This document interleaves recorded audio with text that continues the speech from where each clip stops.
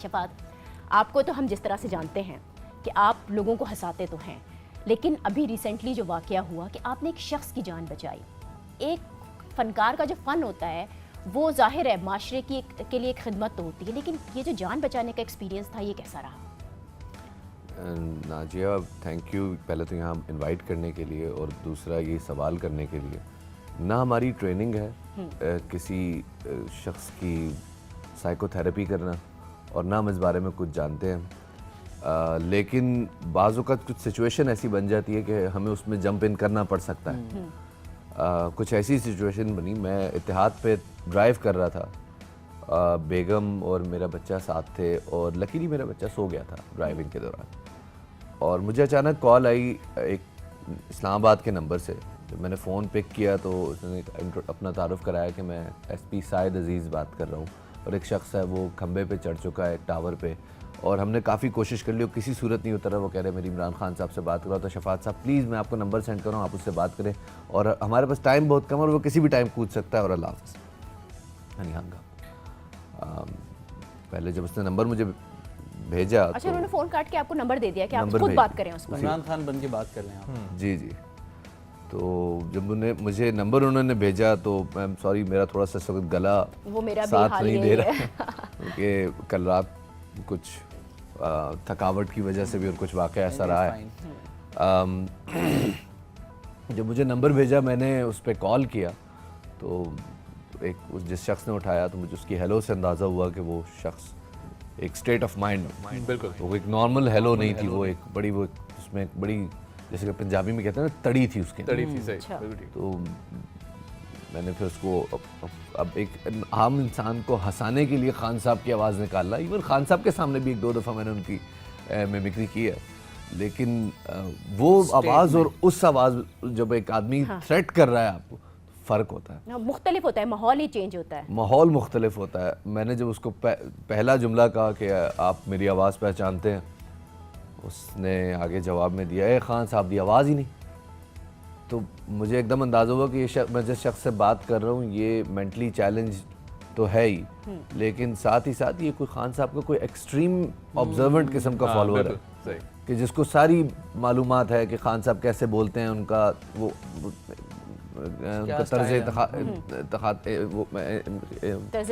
तर्ज़ तख़ातुब क्या है। मैं एकदम थोड़ा सा घबरा गया और मैंने थोड़ा अपने आप को ओवरकम करके उसके ऊपर थोड़ा सा गेम खेला। खैर, नॉर्मल इंसान के साथ आप माइंड गेम खेल सकते हैं इस उम्मीद के साथ कि वो आपकी बात समझेगा और उसके हिसाब से कुछ करेगा, लेकिन इंसान जो कि खुदकुशी पे आमादा है, और आमादा नहीं, वो उसके लिए तैयारी कर चुका है, वो खंबे पे लेवल की वो पोजीशन में है उस वक्त, बहुत मुश्किल हो गया। कैसे कन्विंस किया? जाहिर है आप तो खुद उस वक्त एक स्ट्रेस का शिकार हो गए होंगे। मैंने पहला मिनट सिर्फ मैंने उस बात की और मैंने कहा मैं इस वक्त लाहौर में हूँ, मैं यहाँ पे आया वो लोगों से खिताब कर रहा हूँ, मुझे पता चला मेरा टाइगर नाउम्मीद होके खंबे पे चढ़ गया, मेरा टाइगर तो ऐसा कर ही नहीं सकता। अब उसके जवाब में उस शख्स ने एक बड़ी लंबी खामोशी रखी और उसके बाद कहा लाइक अच्छा कुछ आगे बढ़ो। वो भी जज कर रहा है आपको, वो जज कर रहा है। मैंने देखें, अब इसी दौरान मेरे ख्याल में पहला मिनट ख़त्म हुआ तो जो एसपी साहब थे उनकी कॉल्स आना शुरू हो गई उसी फ़ोन पे। मुझे नहीं पता वो क्या कॉल करना चाह रहे थे, लेकिन मुसलसल उनकी कॉल्स पीछे, अब वो एक डिस्ट्रैक्शन होनी शुरू हो गई कि एसपी साहब आप कॉल क्यों कर रहे हैं। अब मेरे माइंड में ये आया कि या तो ये टांगे लटका चुका है या ये अपने आप को तैयार कर चुका है कूदने के लिए, तो मैं मज़ीद प्रेशर में चला गया। 5 मिनट कैसे गुजरे वो एक तवील कहानी है, लेकिन उस 5 मिनट में 3 दफ़ा ऐसा मौका आया कि जब उस शख्स ने कहा कि मैं खान साहब मैं ख़ुद को ख़त्म कर रहा हूँ, मैं मायूस हो गया। और उसकी मायूसी की वजह ये थी कि उसने एक जिक्र किया कि 25-25 हज़ार रुपये लोग करप्शन ले रहे हैं। उसने एक जिक्र ये किया कि खान साहब पाकिस्तान तबाह होंदा पिया, मैं आप पे ख़त्म करना, मैं अपने आप को ख़त्म कर रहा हूँ। और तीसरा उसने जिक्र ये किया कि खान साहब गरीब को पूछता कोई नहीं, मैं ख़ुद को ख़त्म कर रहा हूँ। ये 3 दफ़ा उसने ये बात कही और तीनों दफ़ा मुझे ऐसा लगता था जैसे मेरी ज़ुबान मेरा साथ छोड़ रही है, मेरा गला मेरा साथ छोड़ रहा है। हाँ बिल्कुल। आखिर मैंने उसको थोड़ा अपने आप को ओरिजिनल रखने के लिए, क्योंकि मैं अपने जहन में एक इमरान खान, अगर मैं ज़ाती हैसियत में तो शायद मैं कन्विंस कर लेता, लेकिन इस वक्त मैं इमरान खान था।